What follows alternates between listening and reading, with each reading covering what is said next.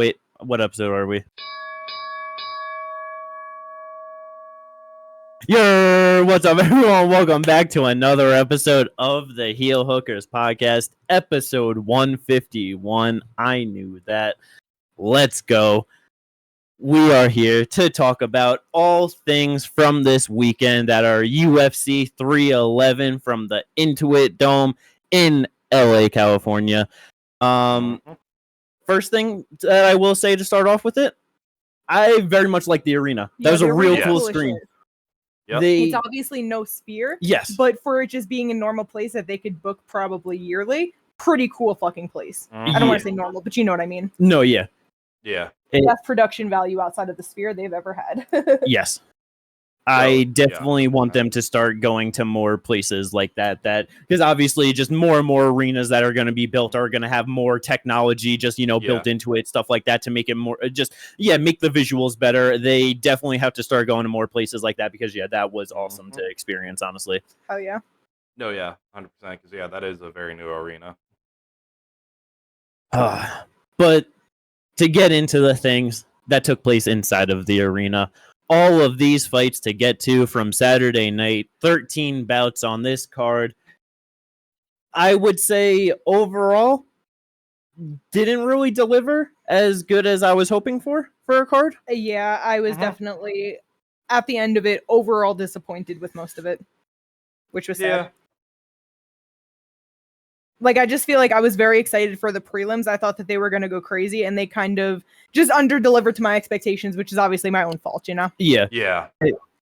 Because there are definitely just, a lot of performances out of certain fighters that we were just expecting more from. But then even just overall with some of the results, just more decisions on the card than I think we were, just kind of expecting heading into it. Just some of the fights not being as action-oriented as we thought. But again, I feel like that was more prelims because it's the one that did go on to it on the main card. I was expecting that personally. Yeah.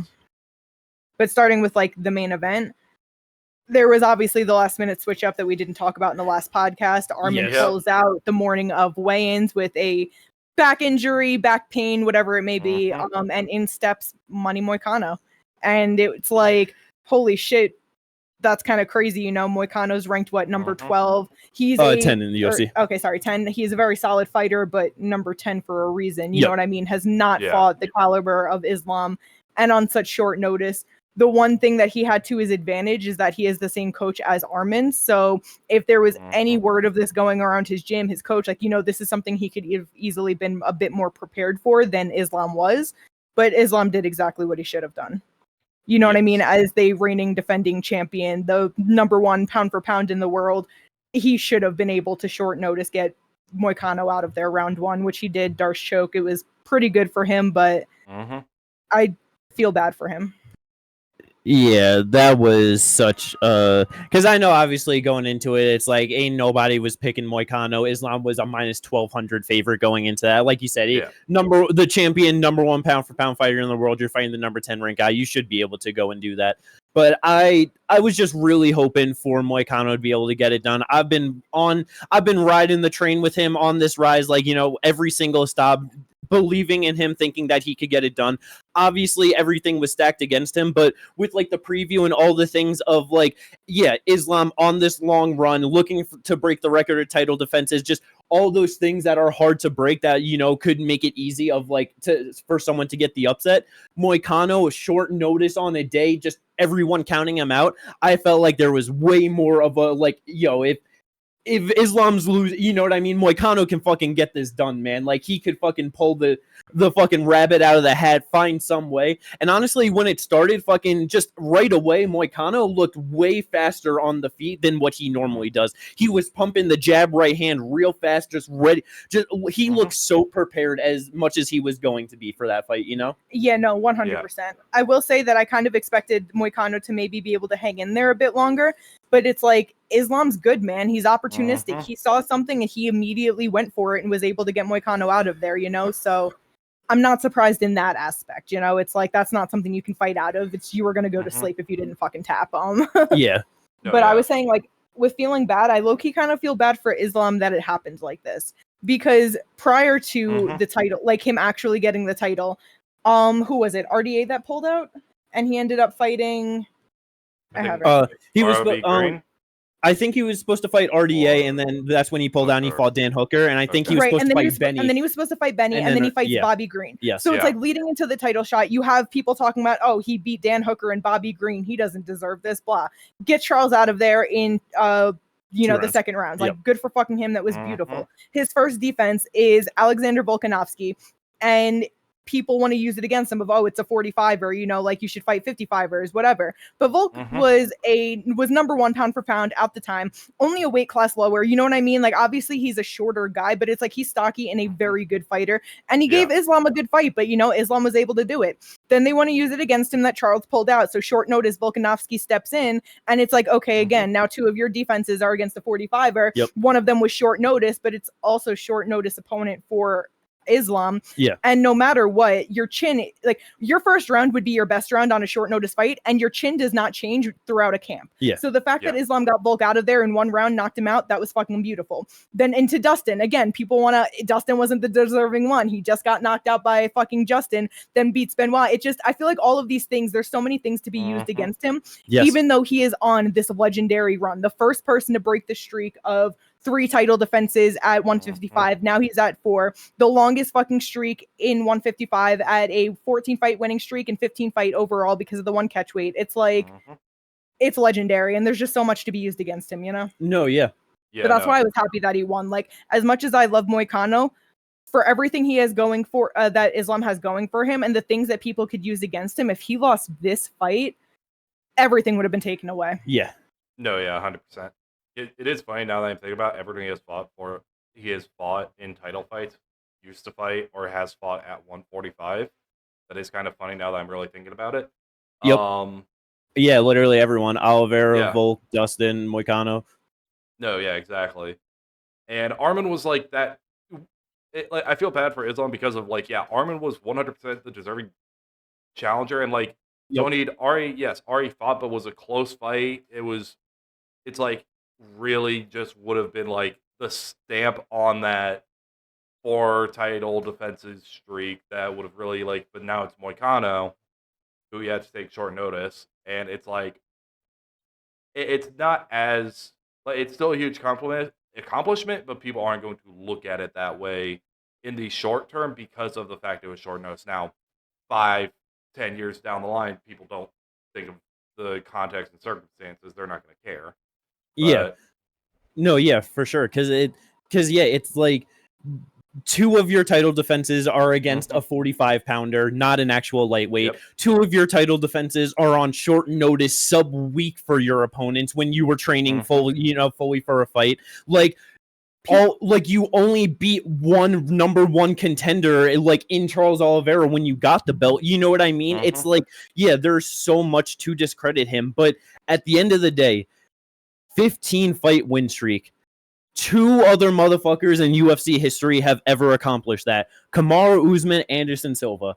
And all of those things that you could go against Islam, it's like he didn't show up there perfect every single time. Going into the Dustin fight with staph infection, having such a rough fight to pull out the 5th round finish in such spectacular fashion. That was so incredible the way he was able to do that.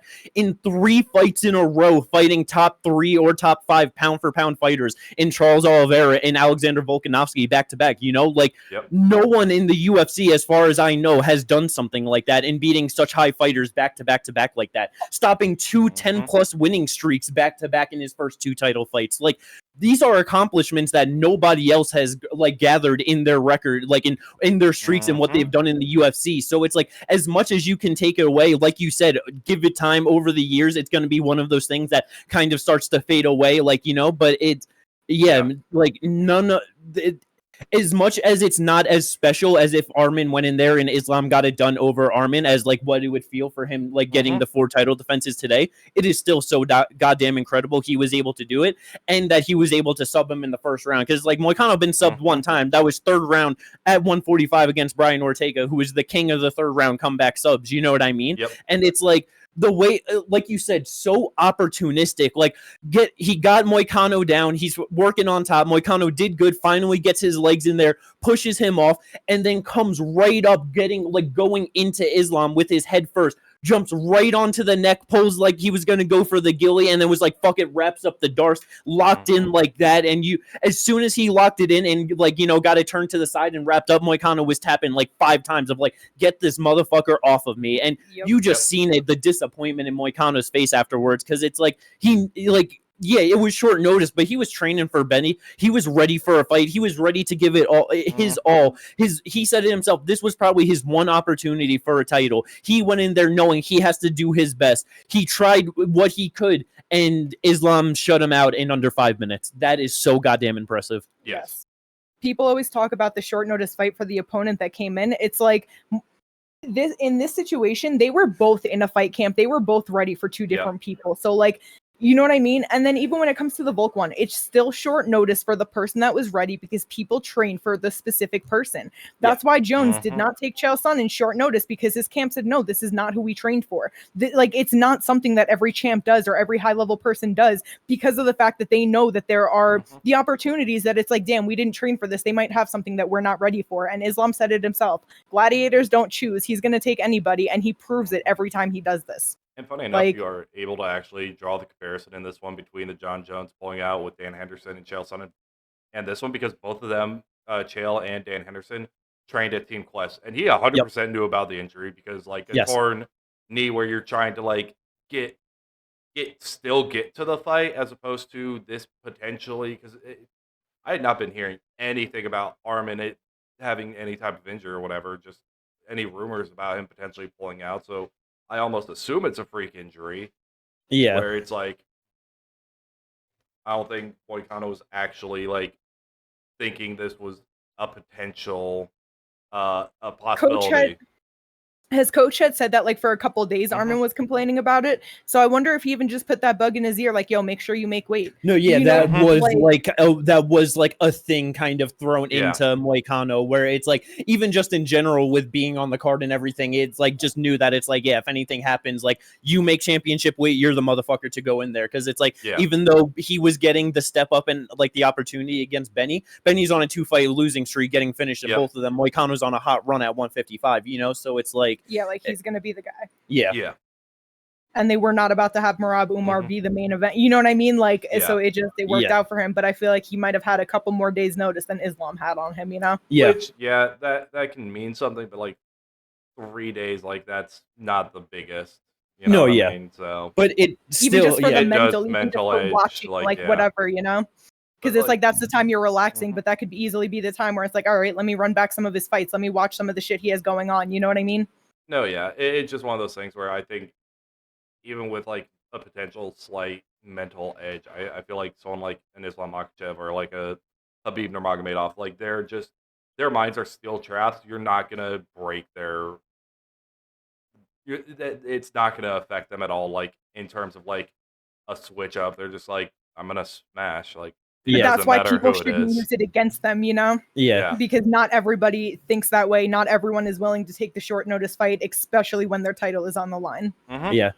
And that's where it's like, I feel like it was years ago, and like just not as like often anymore, but with just like the Dagestani fighters of like, just taking fights like against fighters like they know that they're gonna be like, it's only gonna be the perfect circumstance, you know what I mean? Like they're setting it all up their best way. I feel like that used to be a narrative that would go around, and then it's like obviously like the one that has been of just like, they only want to fight in fucking Abu Dhabi, which is just it's just one of the dumbest things, because it's so incorrect. It's so easy to prove by looking at their records, but it's Islam is truly the motherfucker representing at the top of the sport of anyone, anywhere, ever, anytime. Like, I don't care. Like he said in the fucking octagon, put someone in front of me and let's go. Like, let's see if they can take it from me.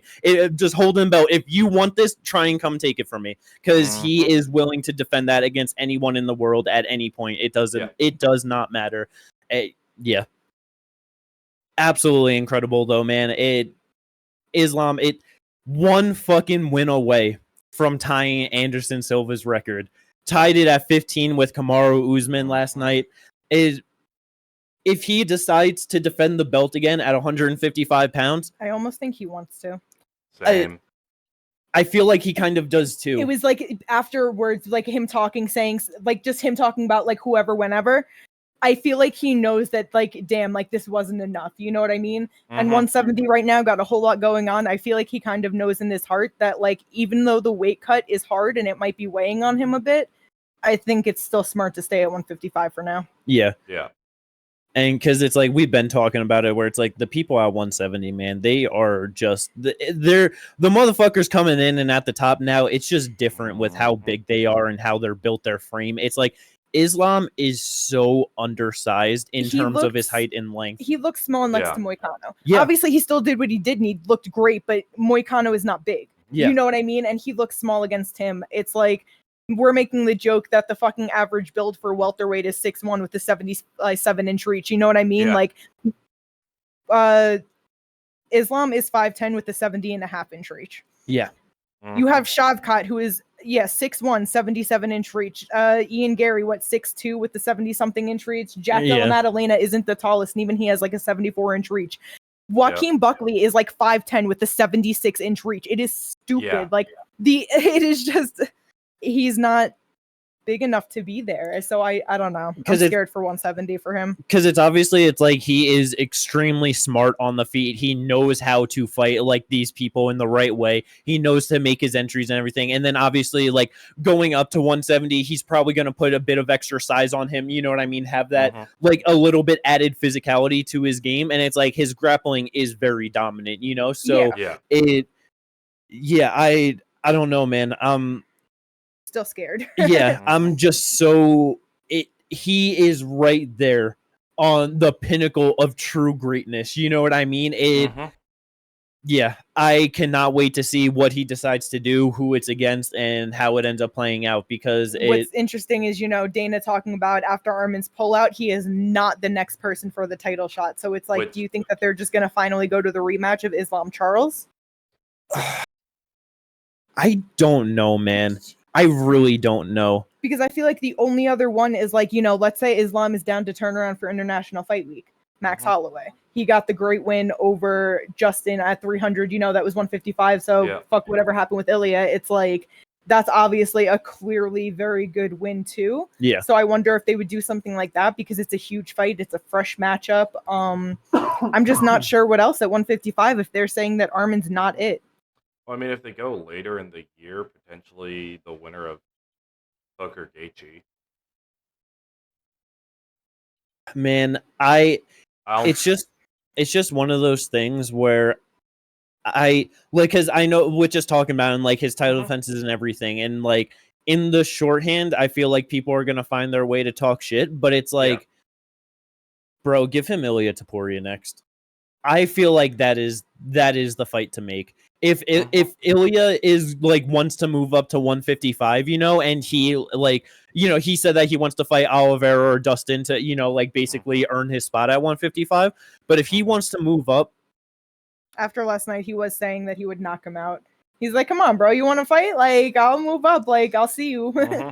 But I would absolutely love, bro, if Islam going for the 5th title defense at 155.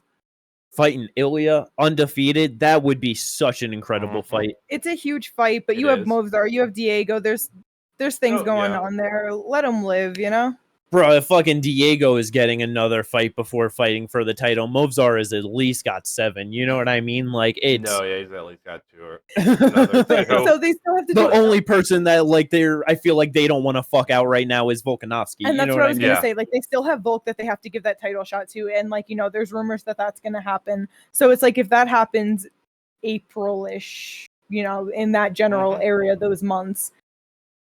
Then when is he going to be ready for that?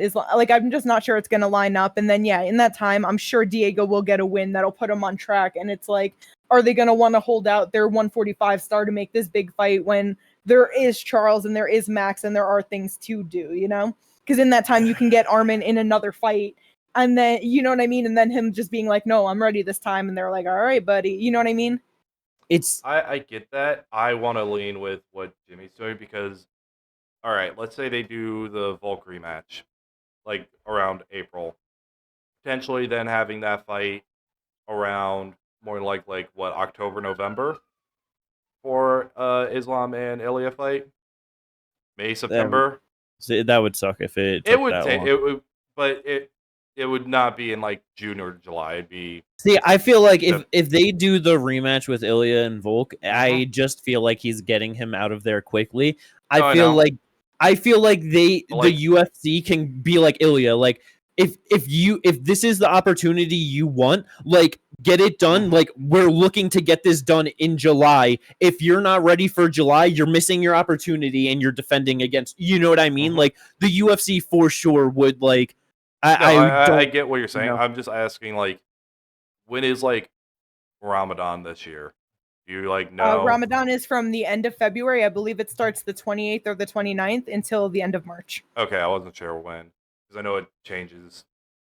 So that's when it is this year. So, okay, then that can be thrown out the window. So, I mean, maybe July. I would think more than likely August, more than anything.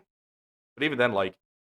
The insane, like, if one, just like, him having 5 title. So if Islam wins, the 5 title defenses. But if Ilya wins, a win streak of Volk, Max, Volk, Islam is fucking insane. Yeah, and I just feel like that because I know that there's a whole lot going on at both 155 and 45. Like there's just a whole lot of big names. There's a whole lot of contenders fighting for their shots for the title. Ilya is the only one out of all of them that could actually be like a real superstar for them. So they're going to try and like focus him like if anything on the path of pushing for that superstardom. You know what I mean? Like so that's where it's like I hate that fight. Okay, that's really what it is. I'll be honest with you. You don't want to see them. You don't want to see either of them lose. I don't care if I see Ilya. I'll be real with you. Like, and it's no hate towards Ilya, but it's like I am worried about that fight because it's like we keep bringing up like how long is Islam gonna be okay at 155? Whatever. That's why I don't like the chances. I'm scared. Like Ilya has some real fucking power, and I'm not saying like obviously Islam has the skills to get it done. I am worried that he's gonna get caught though. Bro, it's entirely because it's I know it's entirely possible. That's why I'm scared. That's why I don't want to see it. That's why I'm saying no, there's too much going on. Even though there ain't shit going on. Okay, there's big names at 155. Cool, but they're one clear contender. We're just told he's not fighting next. And then, like you said, at 145, we have Volk, who is, you know what I mean, the age champ that deserves that rematch. But then it's like you have Diego who's going to fight again. You have Mobzar, who they're going to give him 12 more shots. It's not like it's not 170. Yeah. I'm just saying this for my own heart. They have other things. Let's keep it separate. Bro, now is the time. Islam is in his prime. Ilya is like just entering his prime in like, you know what I mean? Give Islam the opportunity to shut down another champion that is, in my opinion, the number 2 pound for pound fighter easily. Like it's Islam or Ilya for me of like number 1. I'm really not exactly sure. You know what I mean? Like that is just such a tight one for me. But it's like those are the best 2 guys in the sport right now to me. No doubt about it. Both of them are in their prime. They're a weight class apart, and the one guy wants to move up to the weight class where the other guy is. Get it fucking done before it's too late. I don't know. It's like I hate the whole thing of like, oh, we gotta wait for like, you know, champions to like have a certain amount of title defenses and to let things build or whatever. It's like it is so hard to try and make the perfect scenario for a fight to happen in this sport. If you have 2 guys that are at the peak of their powers and the fans want to see them fight and they want to fight each other or like they're down for it, make it fucking happen. Don't be like, oh no, let's have Islam try and go for 5-6 title defenses and let's have Ilya beat 5 other guys at 145 and then have them fight when they're both 6 title defenses in. It's like, no, that's not gonna fucking happen. Like it's so unlikely. Like make it now before it's too late, because that is an epic fight. Probably the best fight that you can do in the sport right now. The only caveat I would add to that is to move up, you at least need 1 title defense. At least 1. I can't do this. Get the Connor thing again, where title, move up, get the title, hold up a fucking division for a year. Like, no. For me, I was gonna say, I feel like it depends on 2 things. One, where the division is at, because sometimes divisions are low key dead, where it's like there's nobody clearly right there. There's maybe rematches. It's just not super interesting. but maybe there are more interesting fights up a weight class. And 2, damn, I had a second point and I don't remember, so I guess it doesn't matter.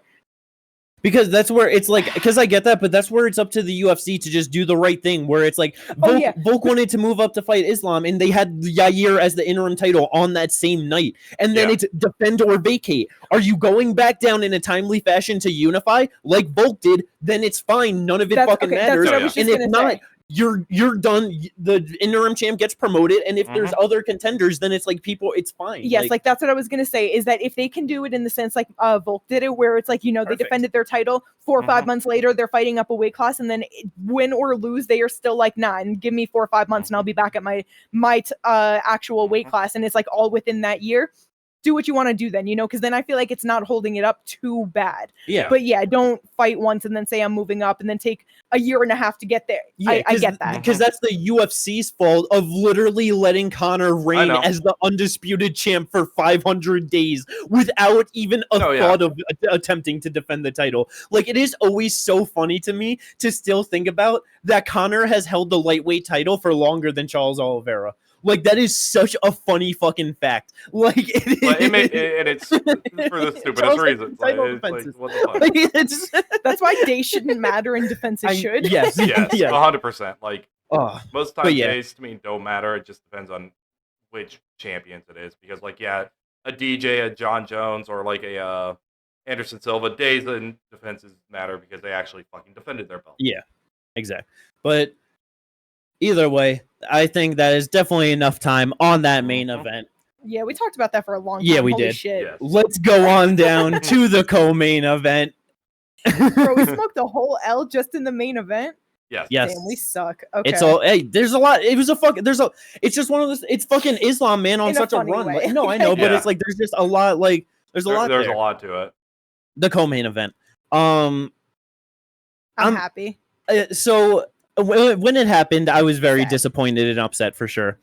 But in all reality, bro, Merab's the fucking goat. Bro, the fact that Merab is literally out here constantly memeing on just the best fighters in the world in title fights and in number one contender and against champions and everything. What the fuck is going on in this man's blood and body? Because Merab Dvalishvili gets it done, unanimous decision win over Umar Nurmagomedov, being the first man to defeat him, the first one to get it done out of the main, like, you know, Nurmagomedov between Khabib, Umar, and Usman. The first one to take Umar down. Yep. Bro. Passing GSP's fucking takedown records. Yeah, so many things with this one. The first one I will go to and start with. It doesn't really matter, but I feel like it has to be said. Merab did not win that first round. No, I don't know how the fucking judge scored that 49-46 and gave him the first round.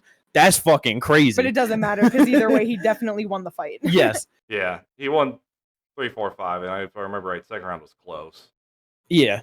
All right, you know what? I mean, obviously, numbers don't always tell the story. Yeah. But he did outstrike him by 3 strikes, and Merab was 0-for-1 on takedowns. Umar was 0-for-2, and they both had 2 seconds of control time. So it was a close round. I do agree that I thought that he won that. Because I forget if it was the first or second when Umar hit him good and like kind of rocked him. Umar, you know what I mean? But he was never credited with it, so I don't actually remember if it was. Yeah, because it's not it wasn't a knockdown, but like a rock. Oh yeah. Umar definitely hurt him in the first round, if I remember correctly. He just had them, even though he landed 3 less strikes, he had the more impactful strikes throughout that round, no matter what. But the back half of that fight, Merab, throughout the fight, was building upon himself with the pressure and everything, and that's why he was able to win the fight, because Umar was just not able to handle that, which is funny, because he's the one who was saying in the press conference, or media day, he's going to make Merab tired and break him. Yeah, I feel like people do not truly give Merab the credit for the cardio he has and the fact that he really is a machine, because it's like we've all seen the videos of Umar, Khabib, Islam, just all of them in the gym, the way they go hard, they're dripping sweat, they're like about to die on the goddamn mats, living their lives in there, and he still couldn't hang with Merab. Because it's just different. It's different to be in an actual fight, keep your adrenaline in check, do all of this against someone that's really trying to put it on you the same way. Like, I don't know how Merab does it. Like you said, I don't know what flows through his blood in his veins, but the cardio is different, and it shows in every fight. It's crazy because by round 3, Umar noticeably started dropping off, looking a bit tired. And then by 4 and 5, while he was able to keep up a pace and still like do things, it's not like he just quit on himself. The power was not there. The speed was not there. The precision was not there. Like the drop off was fucking real. Yeah, because starting off round 1, man, fucking Umar. Just it's like we all know how much better and more dynamic he is on the feet than, you know, like even Islam or Khabib was, you know what I mean? That lead leg kick is so fucking fast when he is like fresh and ready to go. It is so insane. His ability to just move and control distance on the feet, throw such fast shots, blitz in there on like it is so incredible what he's able to do on the feet. It's just such a great fighter, and it just sucks because obviously with going into it, you know, it was just like can he actually keep up with the pace of Merab and keep that going for, you know, like all 5 rounds to get it done. And it really was just kind of sad to just 3rd round starting to just see that little bit of like, okay, he's slowing down a little bit more, like he's starting to drop off. And then 4 and 5, you know, it was really like, oh yeah, you're just noticeably just not being able to hang in there as much. And it's just, you know, Merab just does what he does. Total strikes 142 out of 293. He went 7 out of 30 on takedowns. And like I said, Umar really did his best to keep up. He landed 113 out of 246, 2 takedowns out of 15. You know what I mean? So the striking was only like 50 under, obviously half as many takedown attempts, but it's like he tried. It's just, how do you keep up with someone that moves like that? Like, because then even these numbers are not the extent that Merab can do, because we look at the numbers for fucking Piotr Jan and you double everything. Like, it's just for real. It's, I don't know. And that's so like you said, it's sad, and it's got to be one of those things where it's like, bro, how can you improve your cardio enough to work against Merab? You just have to do enough in the first 2 rounds so that you can stop him in his pace and get him the fuck out of there. But even then, his recovery time is dumb, and it's like you really got to work for it. I don't know. Yeah, recovery time is insane. Because I feel like, especially because it's like you said, with, you know, like we know that like Umar has good cardio with like, and because even with like, he got fucking tired, but it's like, bro, Merab attempted 300 strikes on you and 30 takedowns in 25 minutes. Like, and you were able to stop 27 takedowns and still attempt 15 of your own. You got only throughout the entire fight getting controlled for 2 minutes. Like, that was a great thing of like, Merab was getting him down, but you cannot hold Umar down for shit. Like, that is something consistent even with like Islam and Khabib, where it's like they have both been taken down in their career in other fights. You're not holding them down. It is just not fucking happening. Because I mean, just even going into the last fight, like with Sean O'Malley, he had a control time of 10 minutes. Henry Cejudo, he had a control time of 4 minutes. And it's like, you know, obviously, we have Henry, who's a great wrestler, and he still doubled the control time in that. And it was also a 3-round fight. Yeah.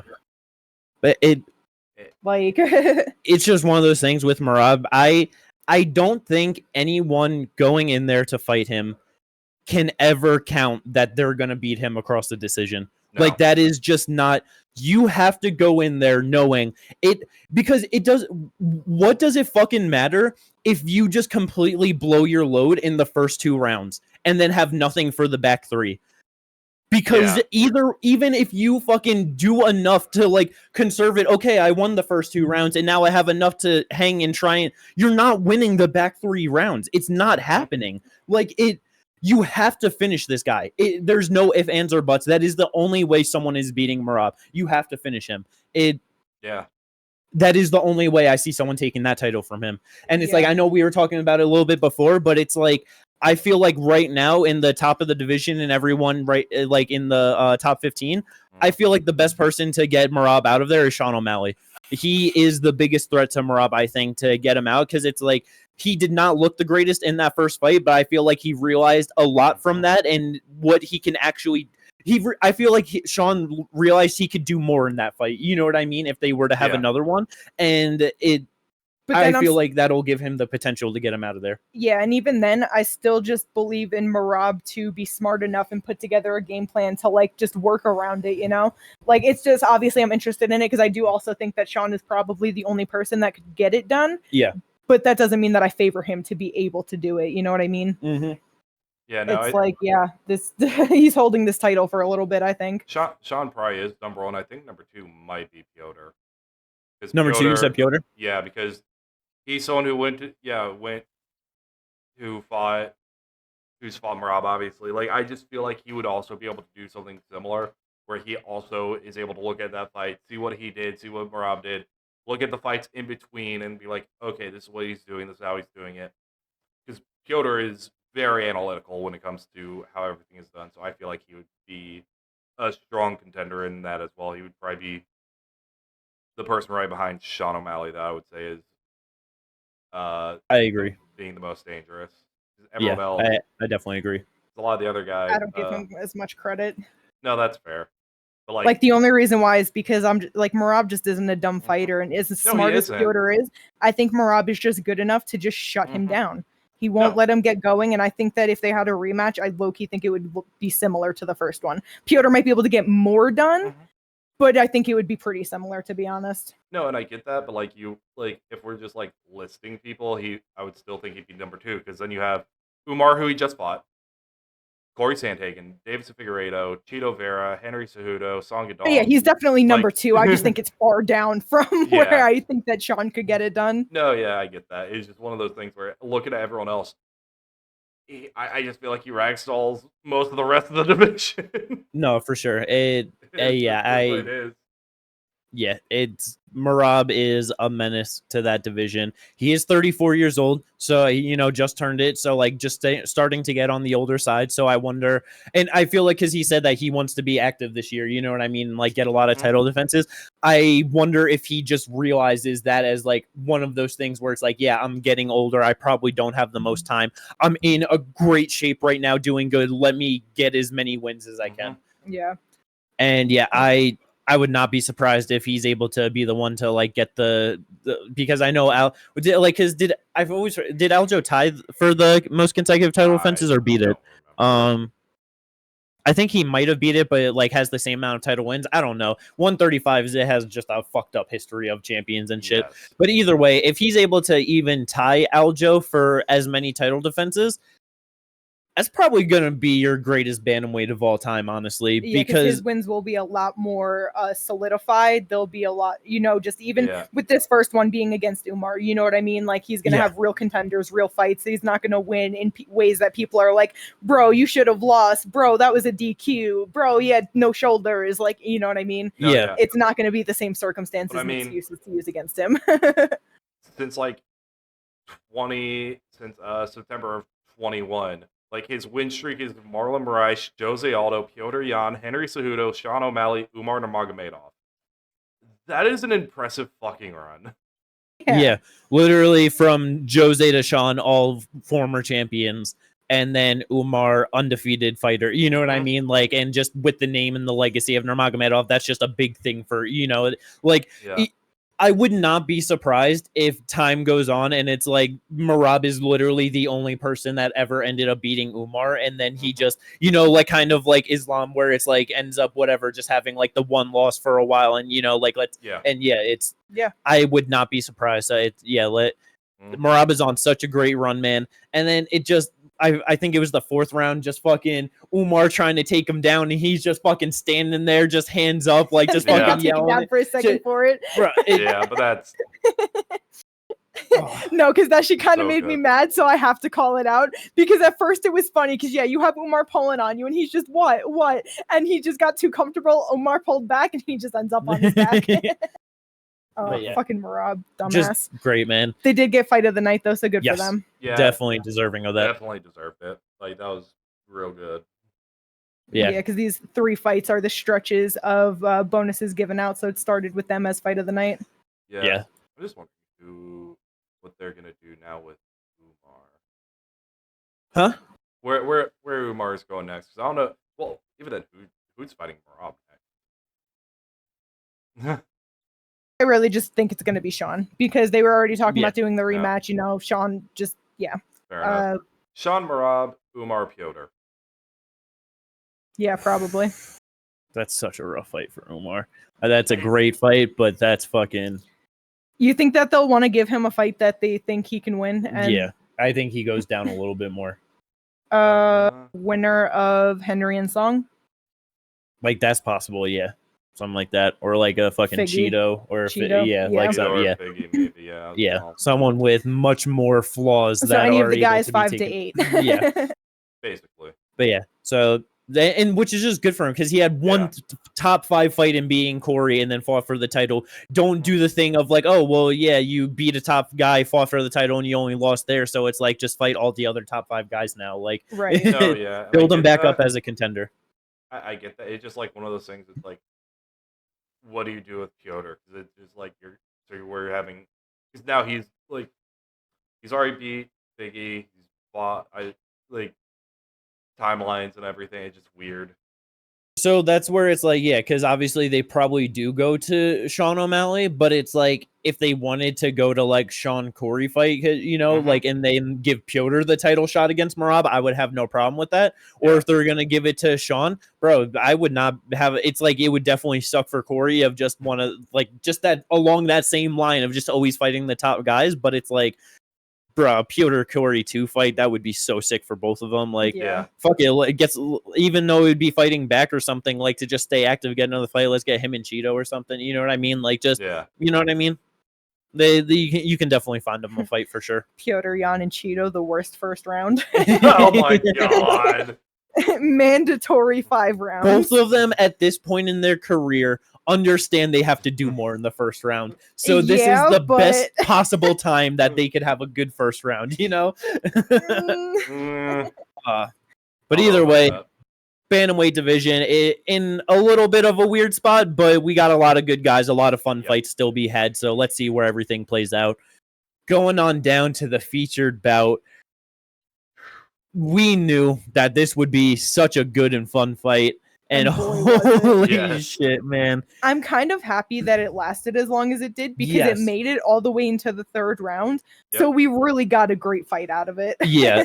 Jiri Prochazka, former champ at 205 pounds, taking on another former champ in Jamahal Hill. Violence was guaranteed. Violence was delivered. And we got a finish with, like you said, made it to the 3rd round. Jiri getting it done. How do you motherfuckers feel about this one? I feel like I have to start it out with this because, you know, it was said during the fight, but with the strikes that they were putting on each other, the pace they were going at, the violence that was entailed, low-key, all I could think was, damn, Payton truly has some power, huh? Yeah, it's different. It is so different. Jiri got the knockdown in round 1. Jamal right back to his feet, brawling it out. So tough. Yeah. So tough. Great first round. Round 2, both of them just back and forth. Like, that was probably Jamal's round, honestly. Like, he was really putting it on Jiri at that point. Outstruck him 38-22. He threw 74-49 of Jiri. It was a good round. Like, I had a 1-1 going into the 3rd.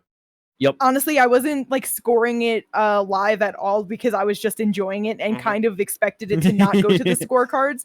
I didn't so like either. in my head, that's why I was like, he probably won that, right? Just had to like recall it. I was scoring after the first. It went through the first. I was like, fuck, this might go to a decision. Oh yeah, because you had Jamal. But yeah, then round 3, Jiri gets the knockdown again and was just on top of Jamal, getting him out of there. Like it was good. But it took him a little bit longer. It's just like, damn, Payton, be putting these guys out. Yeah, because it's like you said with the first round when he got knocked down, just right back up, like back into it. You know what I mean? But once he got put down again in that 3rd round, enough damage had accumulated at that point that he just had to cover up, and he just was not able to get up. Which it's like, bro. Because it was his left eye that was all swollen up, right? Yeah, super swollen. I'm pretty sure his nose was busted. I think he might have had a cut on the right side, but just he really got beat up a bit in that one. For sure. But it just such an incredible fight, man. They both delivered, both showing such toughness. And like you said, just Payton really with that extra power of just being able to put him out. It just sucks that it's like just one of those things where fans hating on Jamal and shit, and so he got finished again, so he's just gonna just have so much shit thrown on him and everything. But it's like he showed so much in this fight, you know what I mean? No, agreed. Jiri actually like talking about working on keeping his hands up, and I thought it was really funny because obviously his hands were not perfect and all the way up. He was not incredibly defensively sound, but I felt like you could see like it turning in his mind of like his hands down here. Okay, keep them up and trying to consistently keep them at least at his chest. yeah. You saw the wheel on the mouse, the mouse on the wheel in there. Yeah. He got asked how he felt about commentary talking shit about him keeping his hands down. He said, "Fuck them. I worked on that." Yeah, and then with just like commentary too, because like just had up listening and shit. And it's like I think it was at some point in the second round they said something about like the pace that they were going and like possibly like getting tired or slowing down or whatever. And it was just like I know this is 205 and they're bigger boys, but since when have either of these two guys slowed down like that? It's like especially Jiri. That's the thing that pissed me off. Both of them, like, honestly. Yeah, like that's a take that I expect to hear from like more like casual fan base where it's just like, oh, it is this weight class, like it is if it's the what I mean. But it's like it depends on the athletes a lot of the times. Now, if we're talking unranked, no, I don't know half, who. Sure. Yeah, if it's like unranked back half things like that, it's like a lot of the guys at the top of the division actually have cardio. It's not the greatest cardio, but it is still pretty good cardio. Like, they do slow down, but they don't slow down that much. No, yeah. And it's like both of these guys have fought very hard throughout 5 rounds, like before. Like it's both of them against fucking Glover Teixeira, funny enough, but no, yeah. And so that I just thought that was really funny, but it's like, just 180 and 170 total strikes thrown between the, you know what I mean? Like just both of them going after each other. Amazing for Jiri to be able to get it done. It's one of those things where it's like obviously look great. Dana was even saying it where it's just like, oh, who wouldn't want to see him fight Payton again? You know what I mean? Yep. I don't want them to rush it too quickly. Let some time in let some time in fights build between them. See what Payton wants to do if he's able to be, just whatever goes on. And it's like, I feel like him and Carlos Ulberg. I was kind of thinking that, but because obviously Ulberg's lined up with Jan Blachowicz, and it's like, honestly, depending like on what Jan wants to do, like win or lose, I would kind of be down to see him fight Jan Blachowicz. I feel like that would just be a good fight for him. That's true. No, yeah, that would be fun. Because honestly, he's whatever the guy that takes the fight against Nikita.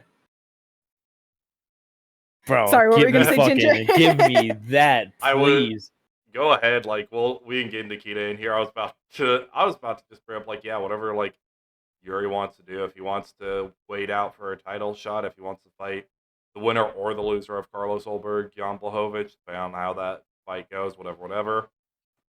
I would just, it is just 205 being in that weird spot right now.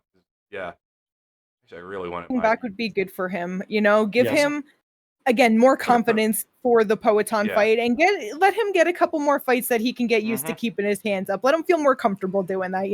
It's one thing to train and keep your hands up in training, but let him actually be in there and get used to utilizing the new skill set of defense. Because it's like he does have great athleticism, and his eyes are so fucking good, man. You see it Jamal is so good with just throwing straight shots, and Jiri was moving his head on him so much. So consistently throughout the fight, just the pull back into straights from either orthodox southpaw, with the left or right, doesn't matter. Just pulling on whatever Jamal was throwing and then countering right back. It was so good. He's super good. But like you said, give him some. If he's trying to learn more and adapt his style to be able to beat Payton, let him actually fight some of these other top guys trying to do that, so he can bring all of that method to fruition. It's I feel like Jan or Carlos would be a good fight for him, either one of them. I just don't like the Carlos one because he's a new guy coming in, so there's no need to try and kill him off. So I get that. If Ulberg's able to get it done over Blachowicz, give him the title shot. You know what I mean? Just. But if I get that. That's fair. Great fight though. So much fun between the two. Jiri getting the $50,000, like you said, just the streak of the bonuses. But good for him.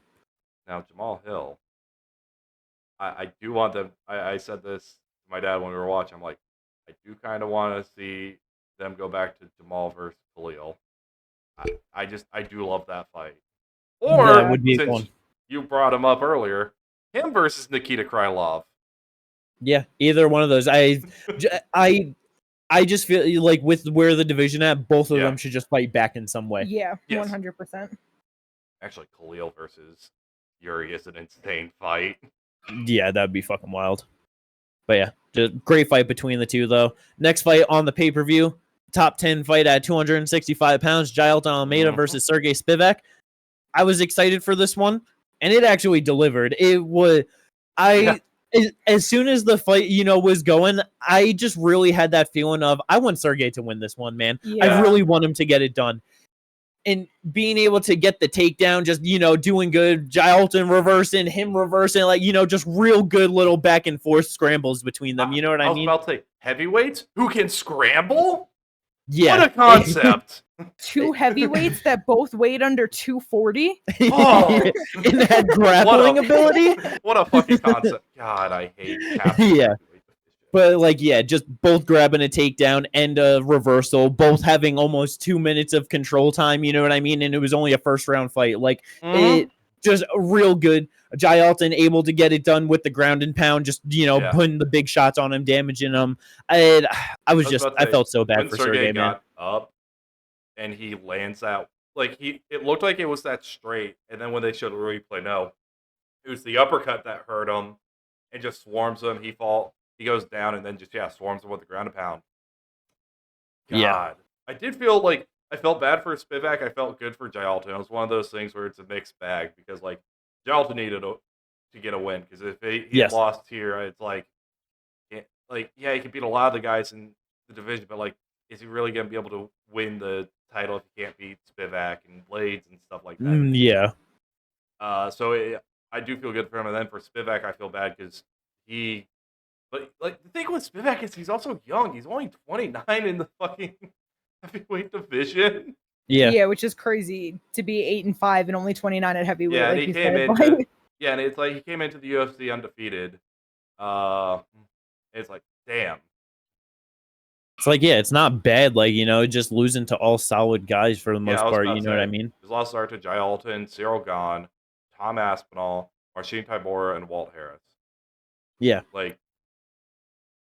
and because commentary did say it too, and after they did, I did kind of notice it, but Serghei Spivac, he did look the most in shape that he ever did. He looked his physique really looked I don't know if he just got different strength and conditioning going on or something, but he definitely did start to look more physically built in there than just he's never been the heaviest guy, but always just a little bit on the tubbier side, you know what I mean, just carrying extra weight, but it definitely started to look better. But damn, I didn't even realize that. No, he definitely did get it together, because it's if you go back to his other fights 2022, he used to weigh in the 250s, and Cyril Gahn, he weighed in at 256. Then going to the Marcin Tybura fight, he dropped weight, he was 238, and now this is the lowest he's been at 233, and he just looked really good there. That's pretty crazy. Well, it is funny because you go back to Tom Aspinall. Think that he was just okay, but then back at Tom Aspinall, he was in the 230. So I wonder if he's he kind of been 242. Yeah. I wonder if he does the Tyson Fury thing, where he kind of if he wants to be a bit, more cardio, more speed, just drops a little bit of weight, doesn't drop as much weight if he wants the power. You know what I mean? I mean, or maybe that's even crazy, yeah, because.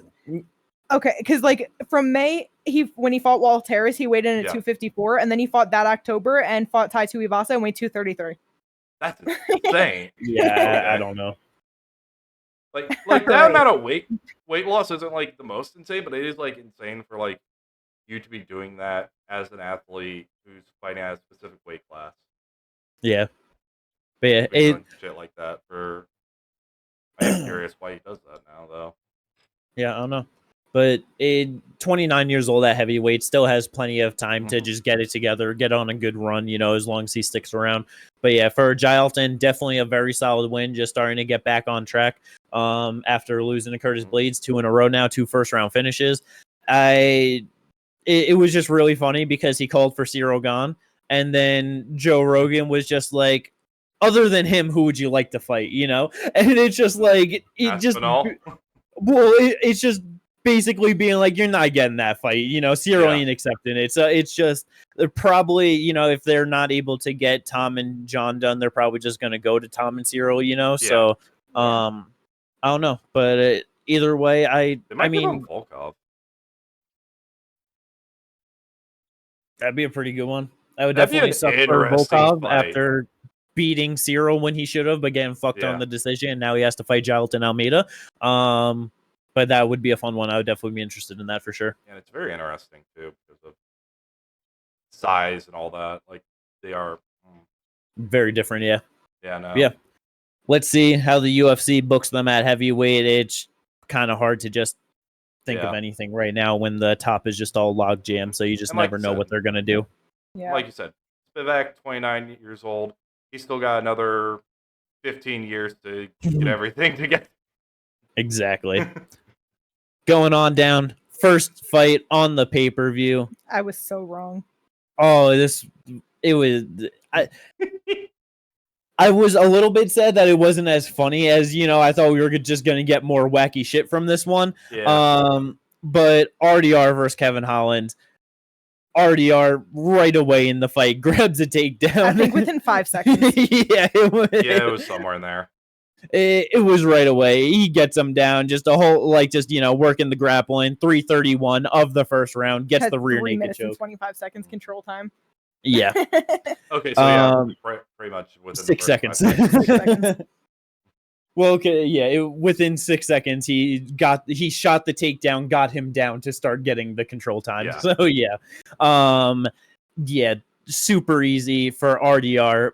Just Kevin Holland, he can't hang with the good grapplers at 185. You know what I mean? Bro, I thought Kevin Holland was gonna punch him once, and RDR was gonna react crazy, and then Kevin Holland was just gonna fucking get him out of there. Well, that's just what I expected. When you shoot a takedown within the first 5 seconds and get it, it's hard for that to happen. I guess I didn't expect him to go right after it like that. Oh, it's neither smart, did I. But I didn't think he was gonna do it like that. Like honestly. Yo, did RDR get Kevin Holland down faster than Hamzat did? Yes. Because I know that he defended the first two, it was a chain grapple and the third one got him down. Yeah, Hamzat went 2 for 5 on takedowns.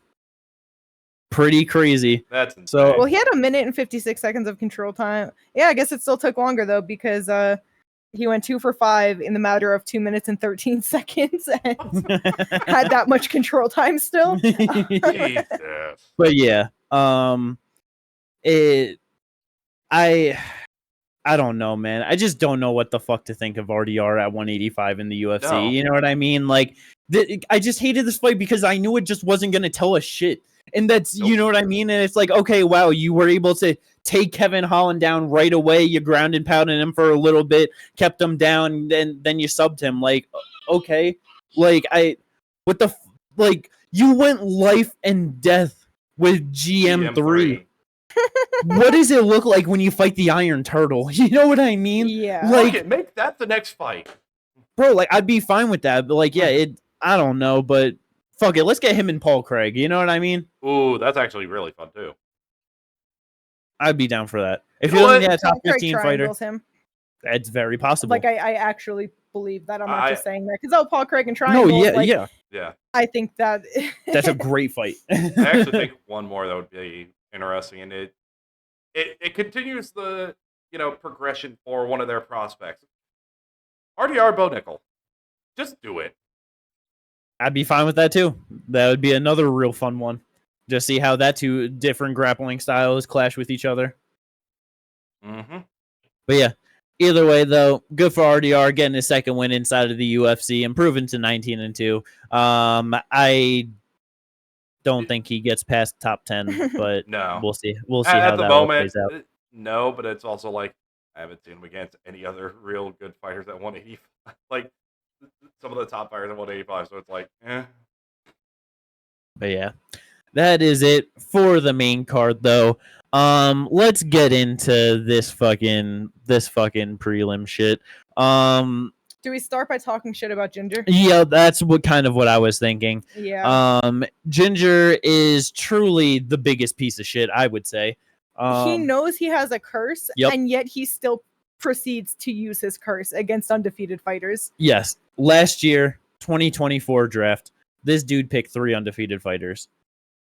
2 of them lost their row. And then the other one just never fought in Tatiana Suarez. So she was felt the bad juju. She knew she was going to lose her because of Ginger, so she ain't fight. Yes. And this guy out here decided to pick 5 undefeated fighters this year. And the first 2 of them to fight, both on this card, have now both lost their row. And both of them quite possibly being the most confident prospects at 135 for us of, oh yeah, they're definitely going to just run through to the top 15 and get it done. Ginger, why do you hate fighters? I don't. Why do you hate undefeated fighters? I don't. Are you sure? Yes. Because this is crazy. What the absolute fuck? I never thought heading into last night that Raoni Barcelos would grab 8 takedowns on Payton Talbott, outstrike him, go for 2 submission attempts, and in my mind, clearly won the fight against him 30-26. Hands down, no doubt about it. That was fucking insane. I didn't think that was just happened either.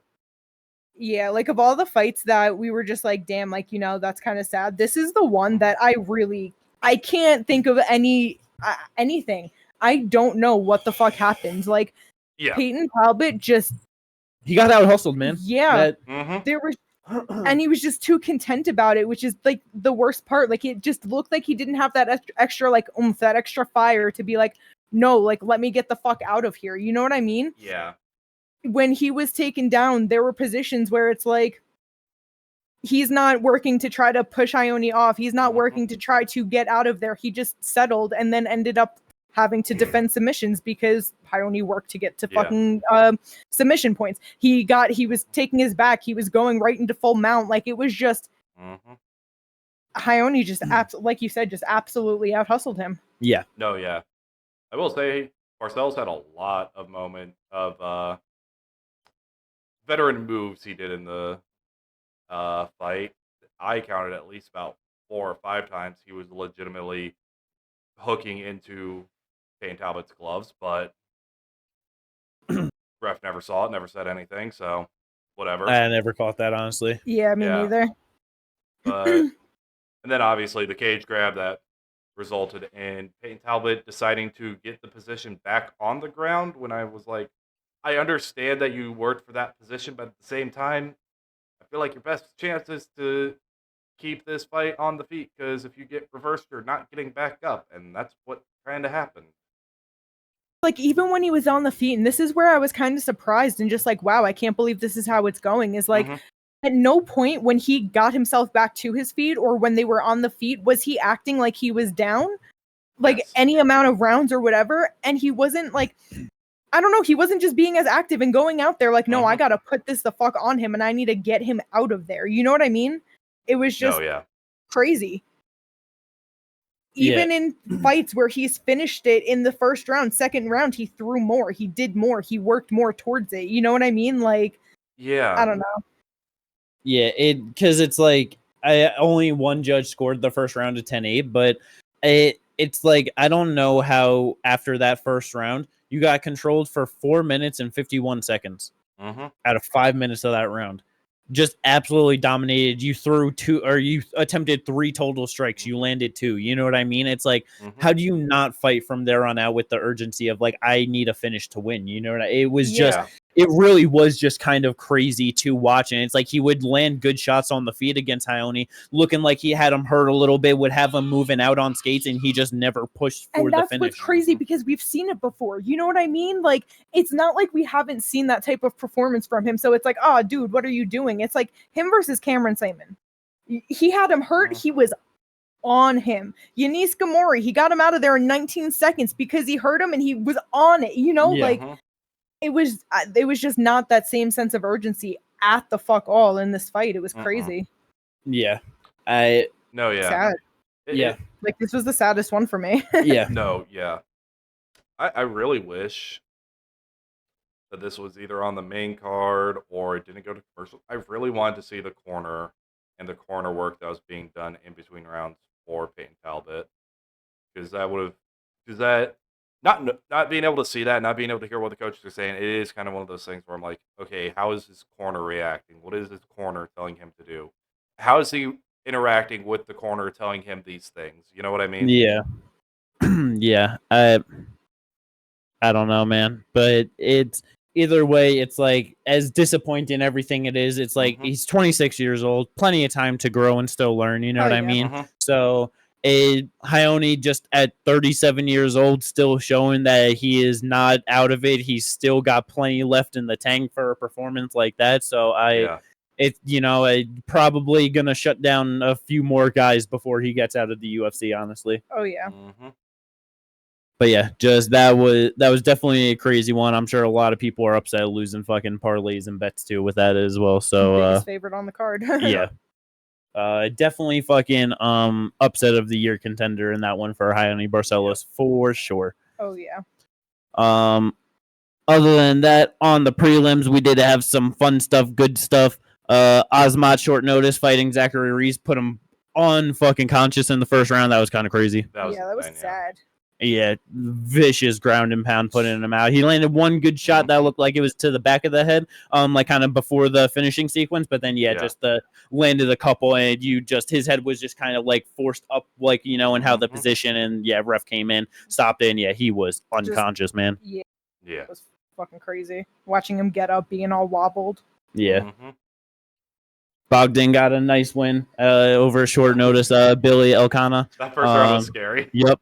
A little rough for the first part of that first round, but he was able to get it done. Second round, Gilly. Yeah, hurt him with the body shot too. Like, and that was the thing. Like, it was like he needed to keep going to the body because, Billy got a chin on him. Yeah, for sure. Oh yeah, 100%.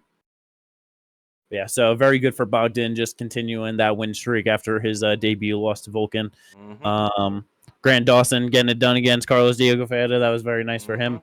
Calling out Benny afterwards, hoping that he could get that since he wasn't able to fight on that card. I don't think that he's going to get that fight, but that's something that I would have no problems in watching. I honestly wouldn't be surprised if he would, because, Benny wants to fight Miami. He said that he would be down for it. It's not that far away, and just the way things go, where it's like they need fights, timelines don't always match up, and it's an easy right there because they're both down. Very true. Very true. Exactly. And a quick note on that too. Benny did say that he got his show and win money. Yep. So I thought I was so surprised the UFC did that for him, but I'm very happy that they did that for him too. Oh yeah, that's awesome. No, yeah. I think one of the biggest reasons for that is there's nothing that Benny could literally do about it. Because like with back when it was Stephen Thompson and Michelle Payton, the reason like they were like very being so weird about was because Wonder Boy refused to fight Michelle because after a missed weight, whereas this one was Moicano gets pulled from their fight by the UFC. Yeah. But I didn't even think that they would give him his full show money. You know what I mean? Like I was thinking they might give him his full show, but they weren't going to give him show and win. So I am glad that's what I thought. But yeah, so that was definitely nice. Eileen Perez being Carol Hosa, breaking into. I'm pretty sure Carol Hosa was top 10, right? Yeah. I'm pretty sure she was like number 9. Yeah, number 9. So Eileen Perez coming in at number 13, getting that done, but it's definitely good for her getting in there. Yeah, trying to call for Kayla Harrison for the interim title shot. Crazy. Absolutely insane. Yeah, I did not watch that post-fight interview. I'm sorry. I beg your finest pardon. I didn't fucking shake her ass to a title shot like that. I just seen it like as I was scrolling through Instagram, one of the quotes, but yeah. Whatever. I don't know. I mean, I feel like Kayla mollywops Perez. Yeah. Like, what the fuck? Yeah, it's like she using the takedowns, got 2 of them over. Carol Hosa was able to use that, definitely like pull ahead in the fight, you know what I mean? But like other than that, it was pretty close all around. Like it was not a super dominant, thorough win, you know what I mean? Performance, yeah, not at all. Yeah, fucking next one though, the next undefeated fighter that Ginger chose. Yep, that is no longer undefeated. Ginger's boy, his favorite boy, Rinya Nakamura. Yeah. This one, I feel like a lot of it really had to do with like potentially the ring rust and the fact that he was coming off of the injury on his hand. Because the first thing I noticed throughout the first round was he wasn't throwing a whole lot. He looked a lot more gun shy than normal, and he was throwing way more kicks than normal, opposed to actually going out there and striking, which we know he has good striking, you know? Yeah. And then in a guy with Mewing Gafarov, it's like he's solid as fuck. So you're going to stand there and like be a little like timid in front of him. He's going to take advantage of it. Yep. Yeah. It's just, you know, he gets his momentum going. And I feel like at that point, Rinya kind of just didn't have anywhere to go after Mewin started going. He ended up getting the knockdown in round 2. Good for him to get up. Round 3, Rinya got him on the ground and, you know, tried for the sub attempt, but it just wasn't locked in good enough. You've seen him squeezing for his life. I felt so bad. Yep. Because it was like, this was like where the difference was for Rinya versus Talbott for me. Talbott looked like he was just so okay and content to get put in these positions, not really fight his way out of it. I felt so bad watching Rinya like never give up and like keep like just trying to find his way in there. And then, like squeezing for his life on the sub that really wasn't locked in, just trying to do what he could. And just, you know what I mean? Like, it sucked, but I really do think it probably had to do with like coming off of the injury and the year layoff. Like, more than likely. You are right. 100%. He never did. Like, he was never really content in the fight. Like, he was trying. It just like, he just wasn't able to like get going like that. And like that sub attempt, God, if he had, I was hoping so bad. He, like the commentary said, like he needed to pull his leg through and like actually like get to mount to actually be able to probably get that off. But you know, it is what it is. Yeah. Because again, just like Talbot, he is young. He can easily improve and just get himself back on a winning streak. I do believe that. 100%. And then the last 2 ones, not as notable, but Bernardo Sopai absolutely beating the fucking shit out of Ricky Turcios. Ricky's so fucking tough, man. One of those guys where it's like he's got to get out of the UFC with fighting guys like this, and you're too tough for your own good. This is not it, man. Oh my God. That's the thing, like, with the way that some of the fights went, you know, this card and, you know, timelines, he could easily fight someone like a Renato, maybe a Talbot, you know what I mean? Yeah. Like, they could do that to him, and it's just like, Ricky... He got wrecked. He's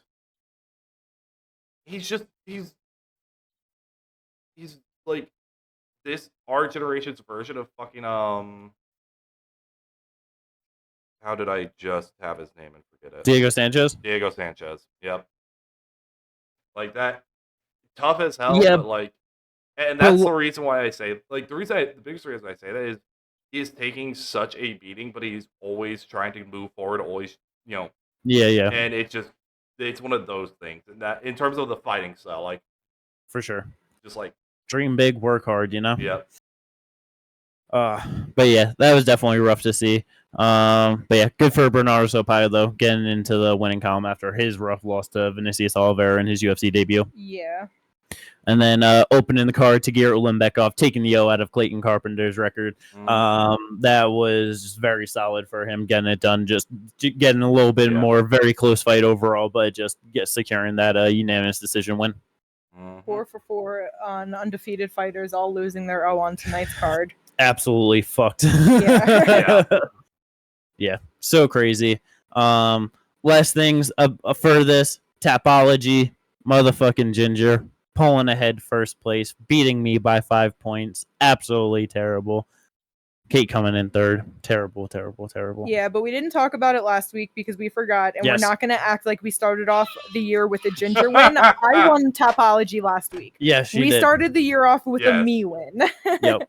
So far, I've done perfect and come in second place twice. Jimmy has been the most consistent so far.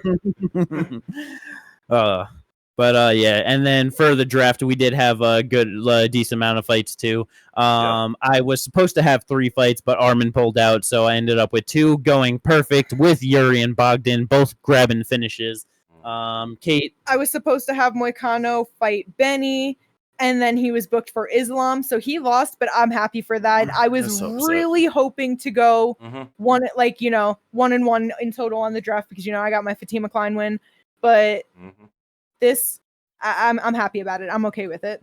All my next fighters, they'll win. I got a whole lot of fighters fighting. Ginger did what he was supposed to do, what you looking but at the me wrong like that way. For? I mean, it was really supposed to be 2-1, you know what I mean? But sure. I went 1-2. Merab got me a win. Fuck you, Payton and Rinya. Oh, so sad. But that is everything for this UFC 311 card. I hope everyone enjoyed this one. If you did, don't forget to like and subscribe, and we will catch you in the next one previewing one.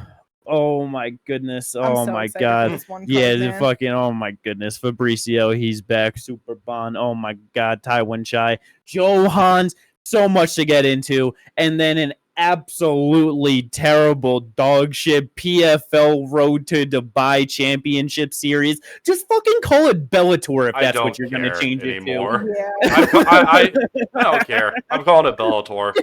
Because what else? Because what championship fight are they fighting for on that card then? Bellator title. It has the big on it. It's the old title. It is the Bellator title. Such a terribly funny promotion. We will catch you on that one. Peace out, everyone. Holds by 2026.